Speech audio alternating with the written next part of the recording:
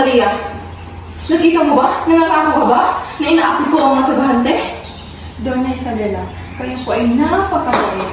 Yung sabi ng mga tao, hindi raw po. Sabi ko, baka nga po. Aba! Ang galing mo rin no? Parang artist ko sa teleserye. Ano ito? Muling babalik na hustisya?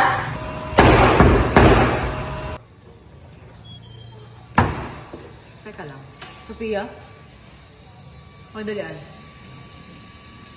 Salamat. Nasaan si Doña Isabela? Nasa dining hall po siya.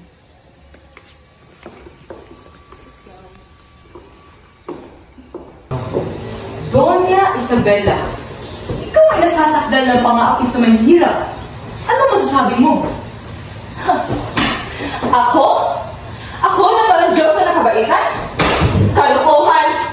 Eh kasi naman dunya ang batas ngayon ay para sa mahirap. Kailangan natin makinig sa boses ng masa. Boses ng masa? O boses ng mga chismosa? Stop! Kapitana, kung ako ang tatanungin, ang hustisya ay para sa lahat. Pero syempre, mas deserving ang mga mahihirap, di ba? Good point, Maria. Kaya itong hatol ko. Doña Isabela, ibigay mo yung lupa bilang kabayaran. Ano yun? Pinasayin mo na walang aking approval?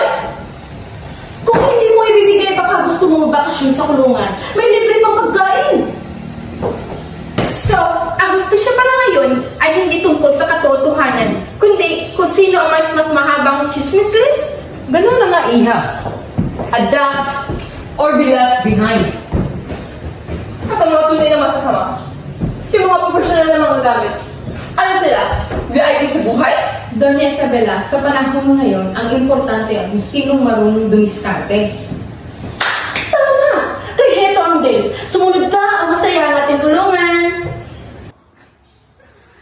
Anak, what are you going to do?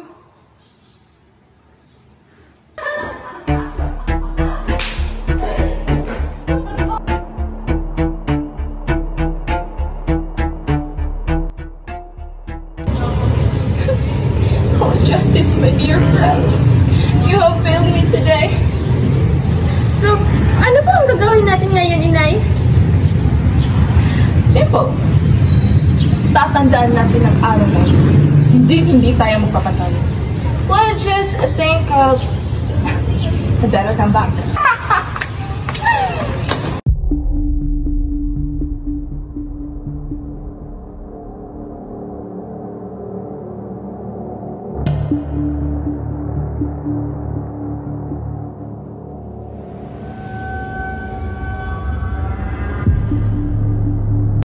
At ang hustisya sa bayang ito ay parang buffet.